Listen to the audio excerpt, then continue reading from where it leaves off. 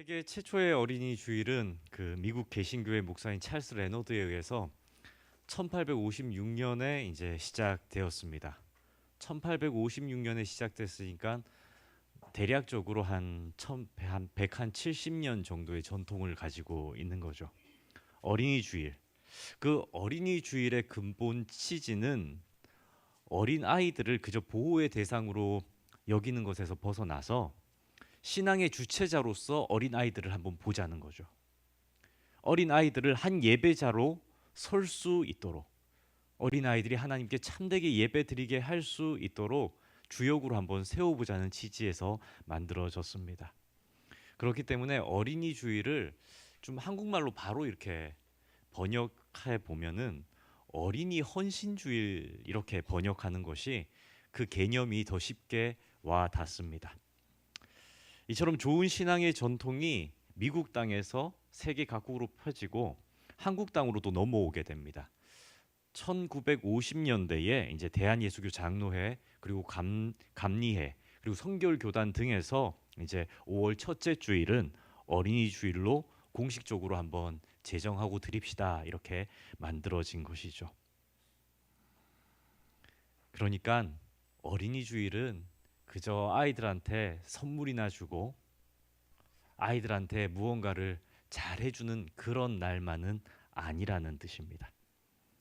우리는 때로는 가부장적인 시대를 겪으면서 우리의 자녀들이나 혹은 나이가 어린 아이들을 볼 때 한 인격체로 보지 못하는 경우가 종종 있습니다. 그래서 일방적으로 아이들에게 지시나 명령을 내리게 되고 아이들은 그저 명령을 듣는 그런 대상으로 여김받게 되는 때가 있었습니다. 혹은 우리는 어린 아이들, 우리보다 나이가 연소한 사람들의 의견에 대해서는 경청하지 않는 태도를 취할 때가 있습니다. 아는데, 알겠는데 나도 다 겪었으니까 그만 얘기하라는 겁니다. 무의식적이긴 하지만 어른이 되고 기성세대가 되고 나이가 점점 들어가다 보니까 어린 아이들에 대한 무시하는 마음이 은연중에 들어올 수도 있다는 말씀입니다. 하지만 어린이 주일을 통해서 여기 모인 우리들은 성경에서는 우리 어린 아이들을 어떻게 대했는지를 좀 살펴보기를 원합니다. 하나님께서는 어린이들을 어떻게 여기셨고 교회 안에서는 어린이들에 대해서 어떻게 대해야 할 것인지에 대해서 오늘 이 시간 말씀을 통해서 다시 한번 상고할 수 있게 되기를 축복합니다. 성도님들, 어린이 주일은 이러한 취지로 만들어졌기 때문에 단지 어린이들에게 선물을 주는 날만이 아닙니다. 축하해 주는 날만도 아닙니다. 교회에서는 세 가지의 그 생각을 할 수 있어야 됩니다. 교회에서 어린이 주일은 첫째로 교회가 다음 세대를 향한 책임이 있음을 확인하는 날이 되어야 됩니다. 그리고 둘째는 온 세대가 함께 모여 지금도 주일을 한번 둘러보십시오. 청년들, 우리 교회 학교 학생들 이렇게 다 모여 있지 않습니까? 이렇게 함께 모여 예배를 드림으로써 하나님께 예배드리는 일에는 세대가 분리되어 있지 않음을 서로가 확인할 수 있는 날이어야 합니다. 하나님께 예배드리는 데 있어서는 세대 간의 분리가 없습니다. 하나님께 예배드림에 있어서는 우리 모두는 한 예배자들입니다. 셋째로 신앙은 한 세대에 머무르는 것에서 그치는 것이 아니라 다음 세대로 흘려보내야 한다는 것을 깨닫는 날이 되어야 합니다. 한 세대에 머무는 것이 아니라 다음 세대로 흘려보내야 한다는 것을 깨닫는 날, 이것이 바로 어린이 주일이라는 거죠.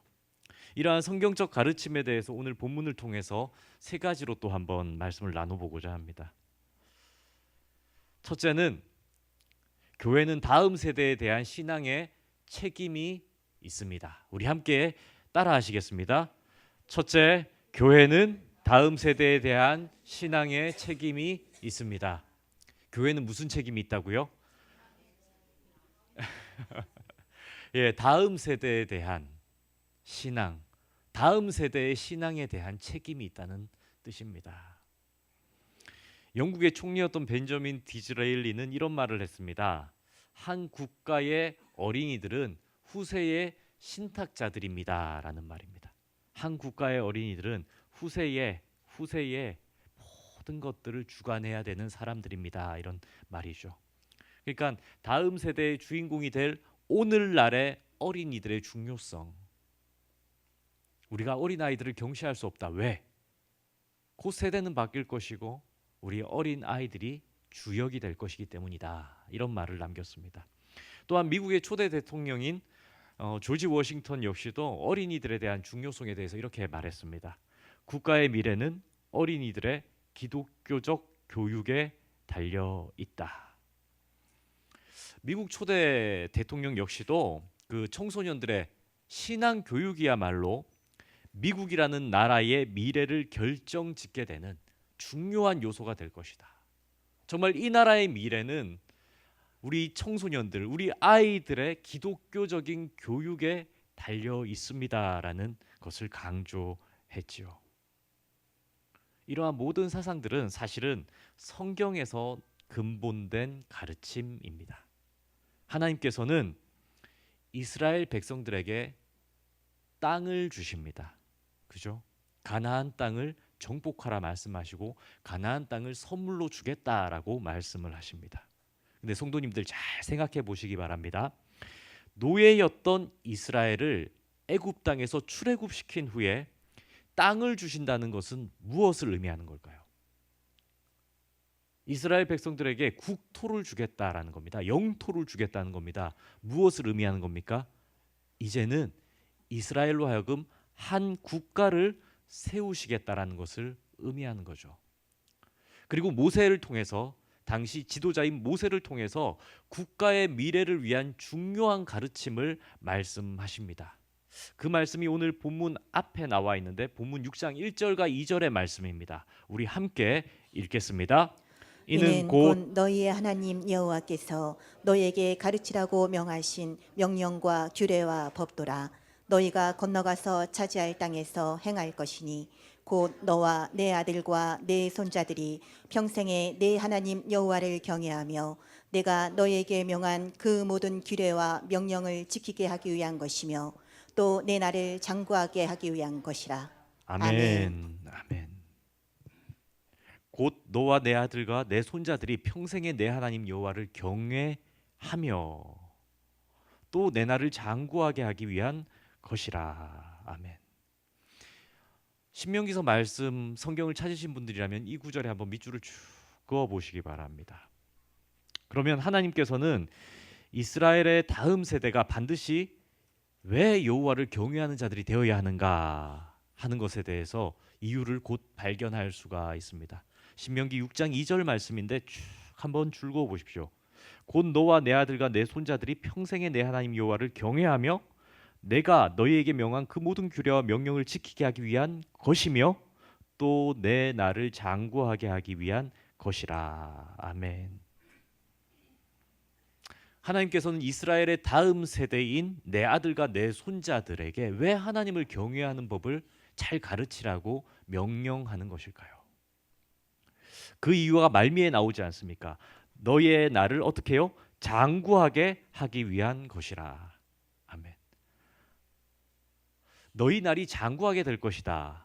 여호와의 명령을 잘 지키면, 여호와의 가르침을 너희의 아들과 너희의 자손들에게 가르치면 너희들의 날들이 장구하게 될 것이다. 이 장구하게 된다는 말이 뭡니까? 민족의 미래가 길게 이어질 것이다. 너희들의 나라가 굳건하게 서서 오래도록 지속될 것이다. 이렇게 말씀하시는 겁니다. 성도님들, 세상의 모든 나라는 누구의 나라입니까? 하나님의 손 아래에 있는 나라입니다.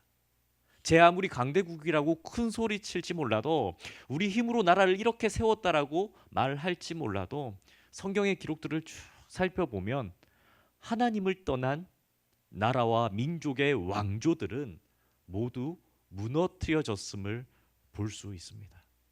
하나님을 경외하지 않고 하나님을 떠난 민족, 하나님을 바르게 알지 못하는 민족, 그래서 죄를 범하는 민족들은 곧 모두가 멸망했습니다. 그래서 하나님께서는 이스라엘 백성들에게도 가나안 땅을 주시고 국토를 주시고 나라를 세우시면서 말씀하는 거죠. 이제 너희가 나라를 세우게 될 터인데 너희들의 흥망성쇠는, 그리고 너희 민족의 수명은 누구에게 달려 있다? 하나님 손에 달려 있다. 또한 하나님은 우리에게도 말씀하시는 겁니다. 이 나라 대한민국의 수명과 흥망성쇠 역시도 누구의 손에 달려 있다? 하나님의 손에 달려 있다. 그렇기에 교회는 나라와 민족이 장구하게 되기 위해서 무엇을 해야 합니까? 다음 세대의 신앙을 전수하는 일에 민족적인 책임감을 가져야 한다는 뜻입니다. 모든 나라는 하나님의 손 아래 있는 나라들이고 하나님께서는 모든 나라가 하나님의 말씀 위에 굳건히 서기를 바라십니다. 그러니 장차 이 나라의 주역이 될 우리 다음 세대들에게 신앙을 전수해야 할 책임이 교회에게 있다는 뜻입니다. 하나님을 사랑하고 하나님의 뜻을 분별하여 살아낼 수 있는 다음 세대를 길러내는 것이야말로 진정으로 애국하는 일이고 이 나라가 장구할 수 있는 비결임을 마음 깊이 깨달으시기를 축복합니다. 교회는 그렇기 때문에 다음 세대에게 신앙을 전수하는 일에 최선을 다해야 합니다. 현존하는 미래인 어린이들에게 참된 신앙을 전수하는 저와 성도님들이 되기를 축복합니다. 둘째로, 하나님을 예배함에는 우리 모두가 모범이 되어야 합니다. 우리 함께 따라 하시겠습니다. 하나님을 예배함에는 우리 모두가 모범이 되어야 합니다. 아멘. 다음 세대에게 어떻게 신앙을 가르칠 것인가? 본문 6절과 7절의 말씀인데 우리 함께 읽겠습니다. 오늘 내가 내게 명하는 이 말씀을 너는 마음에 새기고 내 자녀에게 부지런히 가르치며 집에 앉았을 때든지 길을 갈 때든지 누워 있을 때든지 일어날 때든지 이 말씀을 강론할 것이며. 아멘. 아멘. 이 말씀의 핵심 포인트는 어디에 있을까요? 한번 생각해 보시겠습니까? 7절에 있는데 7절에 어디에 포인트가 있을까요? 예, 부지런히 가르치며요. 예, 저는 지배에 포인트를 잡았습니다. 지배. 교회에서 교육부를 담당할 때 일인데 대부분의 기독교 가정의 부모님들이 자녀들의 신앙을 담당 교육자에게 잘 부탁합니다. 이렇게 얘기를 하십니다. 그런데 담당 교육자로서 참 좀 어려움이 있습니다. 왜냐하면 아이들을 고작 일주일에 한 번 만날 뿐이고 그것도 몇 시간 정도 만날까요? 1시간 정도 만날 뿐입니다. 일주일에 한 번, 7일 중에 하루, 그것도 1시간. 뭐 특별히 열심히 있는 아이들은 주중에 모일 수도 있겠죠. 그런데 부모님들은 기대하는 겁니다.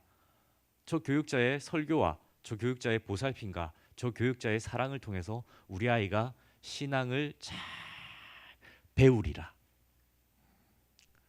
신앙을 잘 전수받으리라. 믿음 좋은 아들과 딸이 되리라. 이렇게 기대하는 겁니다. 부모가 되었습니다. 저도 부모가 되어서 이렇게 생각을 해보니까 공부는 어디에 맡깁니까? 학교와 학원에 맡기죠. 그리고 돈이 조금 더 있으면 누구한테 맡깁니까? 가회 선생님한테 맡기겠죠. 신앙은 또 어디에 맡기게 됩니까? 예, 교회에만 맡기게 됩니다. 그리고 우리는 뭘 합니까? 열심히 돈을 법니다. 이게 현실인 것 같아요. 현실. 이해가 되는 겁니다. 이해가. 하지만 성경은 하나님을 믿는 성도들에게 그렇게 신앙 교육을 맡기라라고 말씀하지 않습니다. 하나님은 이스라엘 백성들에게 자녀들의 신앙 교육의 주체가 어디여야 된다고 말씀합니까? 집이라고 얘기합니다. 집, 가정.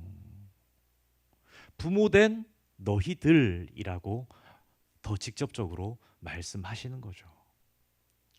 즉 신앙 교육은 자녀들이 가장 많은 시간을 보내는 어디에서?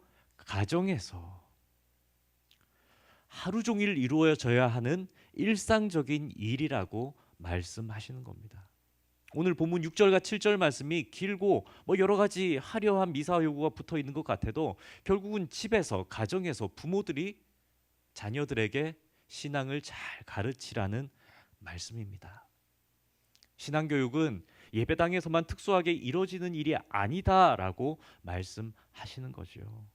그래서 성경은 집에서도 길을 걸을 때도 일상생활 전체 속에서 자녀들이 신앙의 본을 볼 수 있도록 어른된 너희들이 행해야 한다라고 말씀합니다. 그러면서 하나님은 단호하게 말씀합니다. 부지런히 가르쳐라. 부지런히. 참 한국말이 잘 번역된 것 같아요. 부지런히. 영어는 그냥 신실하게 뭐 이렇게 성실하게 이런 표현인데 부지런히 가르쳐라 이렇게 말씀합니다. 부지런히. 아내하고 자녀들의 교육과 미래에 대해서 이제 이야기를 나눈 적이 있습니다. 최근에 이제 아내하고 너무 스트레스를 받으니까 아이 이제 교육하고 뭐 학습지 푼 거 검사하고 뭐 이런 것들에 대해서 너무 스트레스를 받으니까 아내하고 이렇게 이야기를 나누다가 함께 상상을 해봤습니다. 우리 성도님들도 그런 상상 자주 하시는지 모르겠습니다. 로또 당첨되는 상상입니다. 로또가 당첨이 되는데 한 100억이 당첨됐다고 둘이 상상을 한 거예요. 우리가 로또가 100억이라는 돈이 당첨이 되면 우리 아이들에게 성적이나 입시에 대해서 그렇게 강조할까? 라는 상상을 같이 해봤습니다. 우리 성도님들도 같이 한번 해보시겠습니까? 지금 어떠세요? 한 100억이 있어요. 그러면 아이들한테 야 공부 열심히 해야 돼. 대학은 어디 가야 돼. 막 이런 거 강요할 것 같으십니까?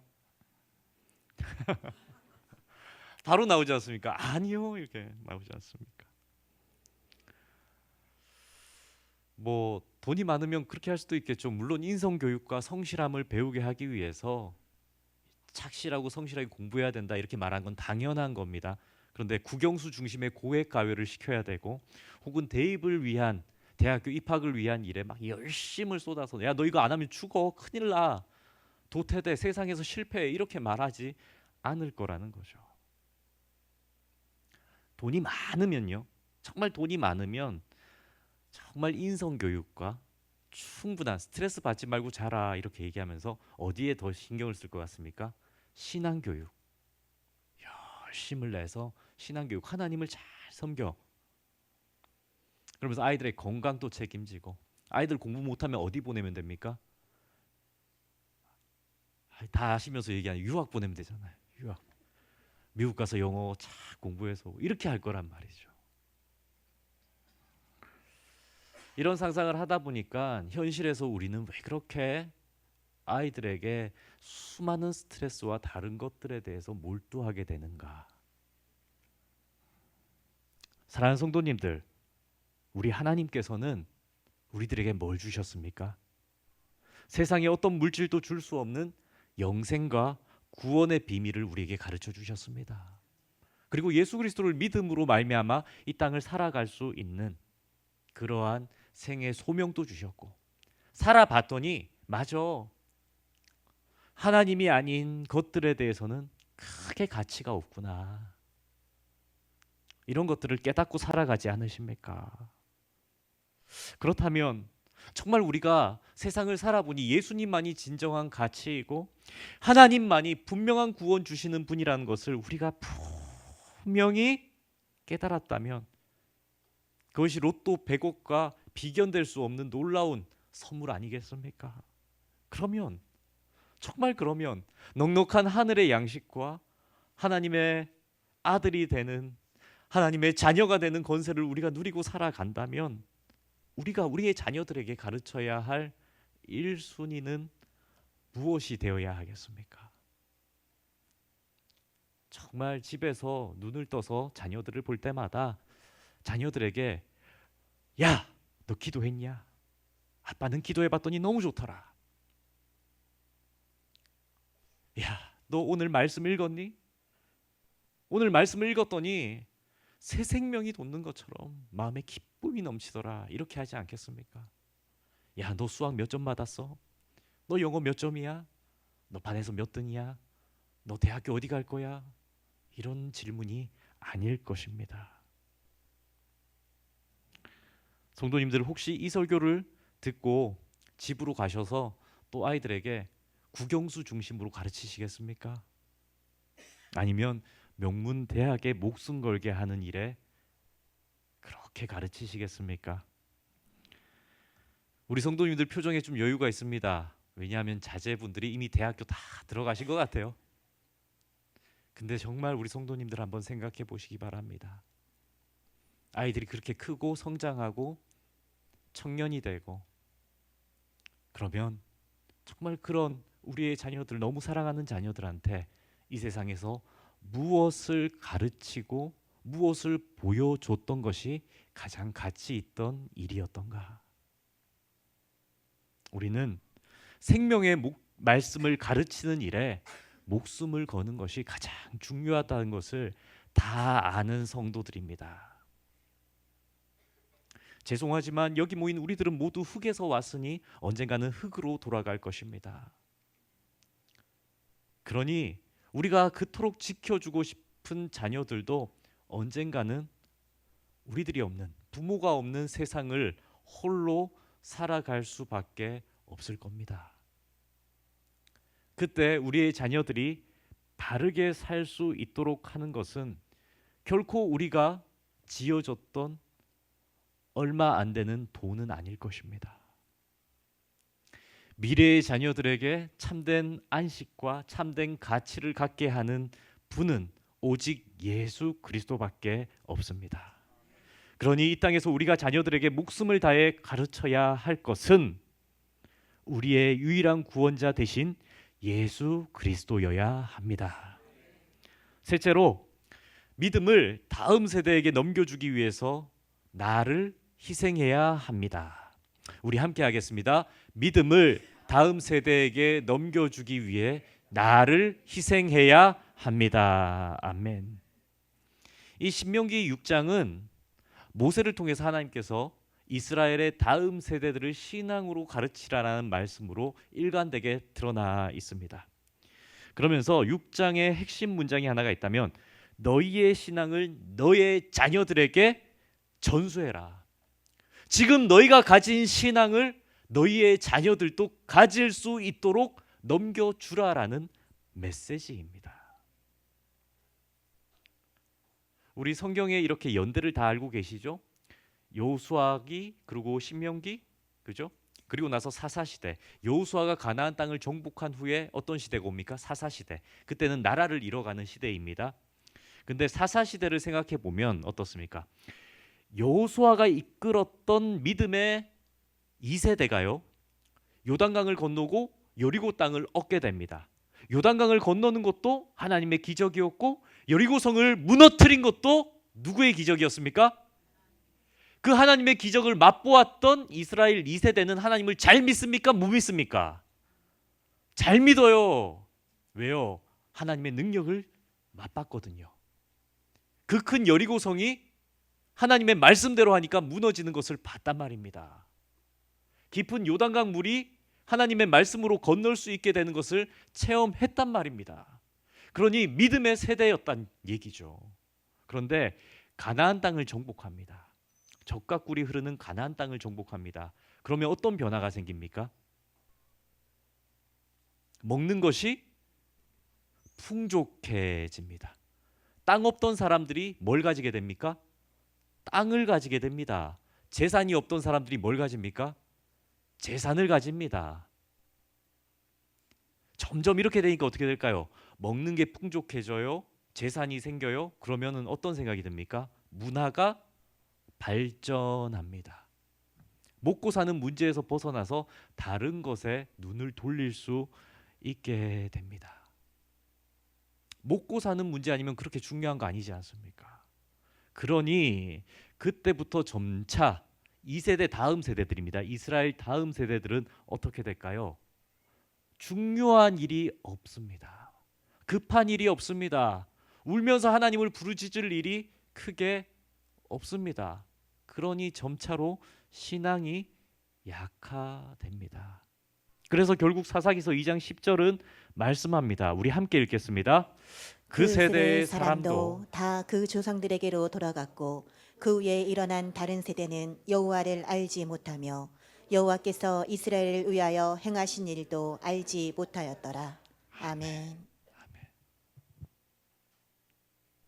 말씀이 눈에 보이지 않으십니까?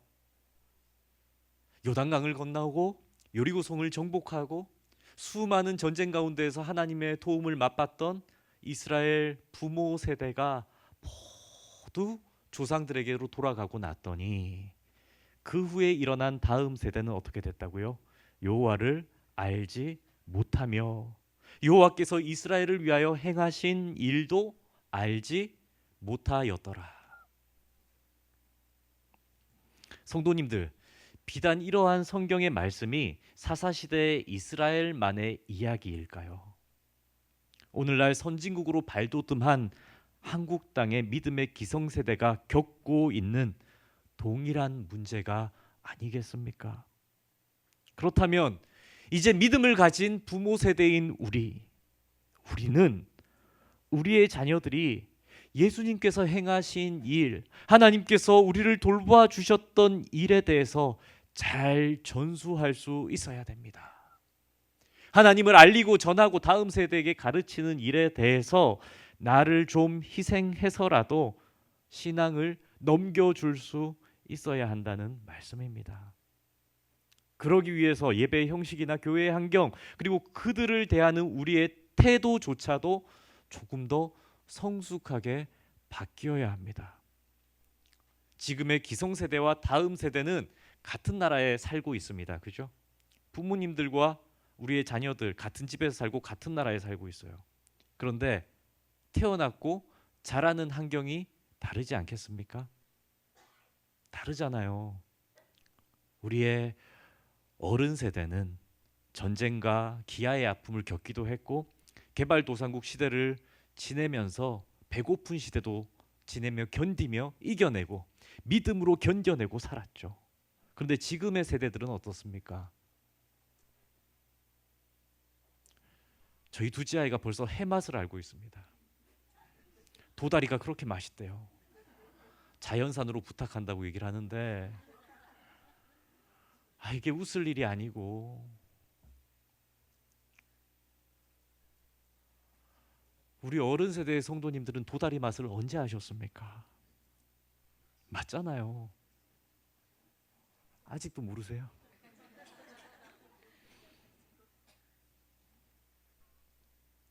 기성세대는 어려운 시대를 지내면서 부족한 가운데 살면서 아끼는 것을 미덕으로 살았습니다. 그런데 지금의 세대는 다릅니다. 선진국에서 태어난 아이들이에요. 그래서 이 세대는 사실은 선진국은 어떻습니까? 타인을 위한 소비를 잘 하는 것이 미덕인 국가입니다. 나라 자체가 풍요롭고 풍족하게 바뀌었기 때문에 소비를 해야 이렇게 돌아간단 말이죠. 그러니까 우리 아이들은 아까운 것이 없습니다. 그렇기 때문에 우리가 신앙을 이렇게 물려준다. 우리가 가진 하나님에 대한 그러한 것들을 이렇게 전수한다. 그렇게 넘겨주기 위해서는 희생이라는 표현을 쓰긴 했지만 배려라는 표현을 우리가 가져야 합니다. 이해해 주는 마음인 거죠. 이해해 주는 마음.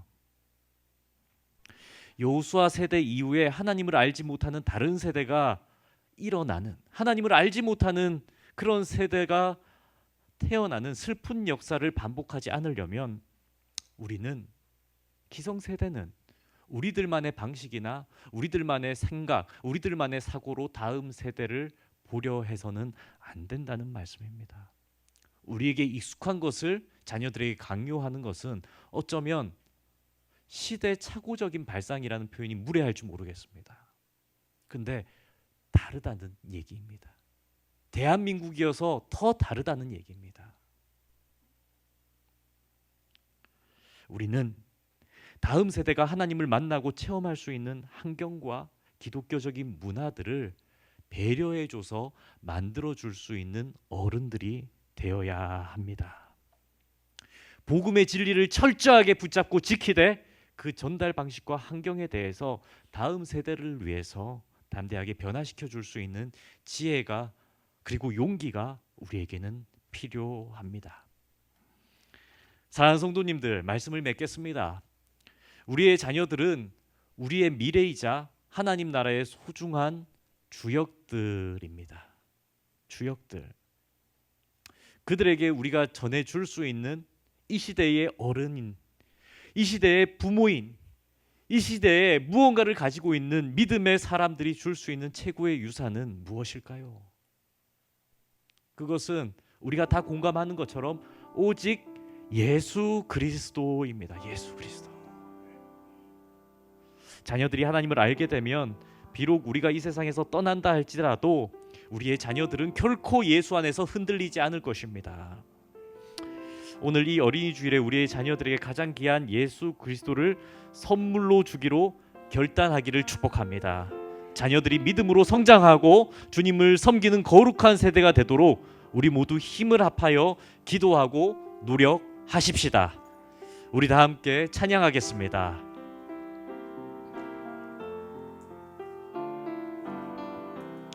어머니의 넓은 사랑, 어머니의 넓은 사랑, 귀하고도 귀하다. 그 사랑이 언제든지 나를 감싸줍니다.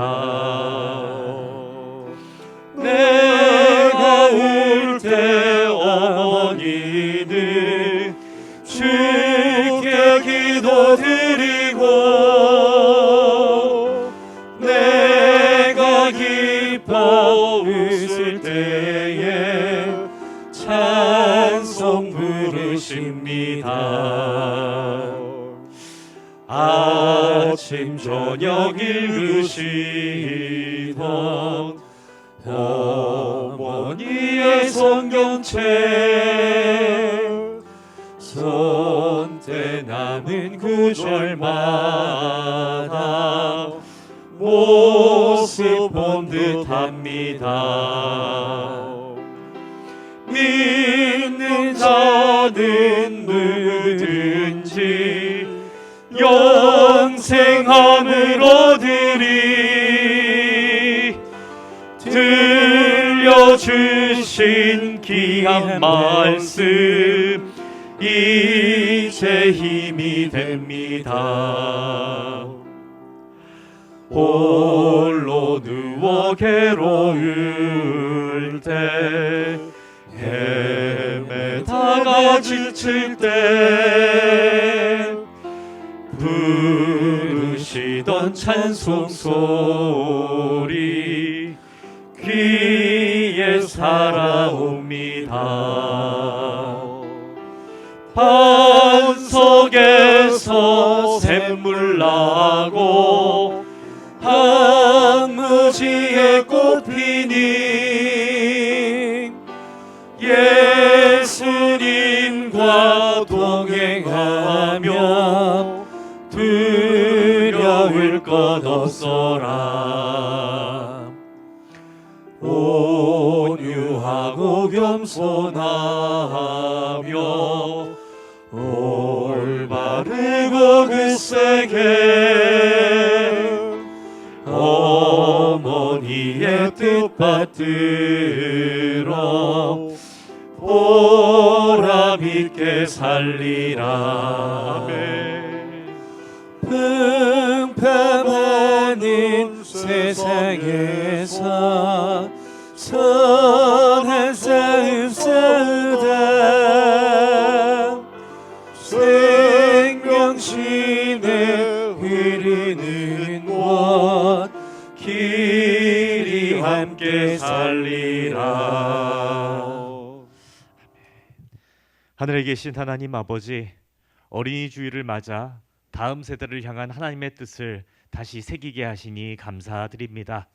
하나님, 우리의 자녀들이 단지 우리의 기쁨이 아니라 하나님의 나라를 이어갈 거룩한 주역임을 깨닫게 하시고 그들에게 믿음의 유산을 물려주는 부모와 교회가 되게 하소서.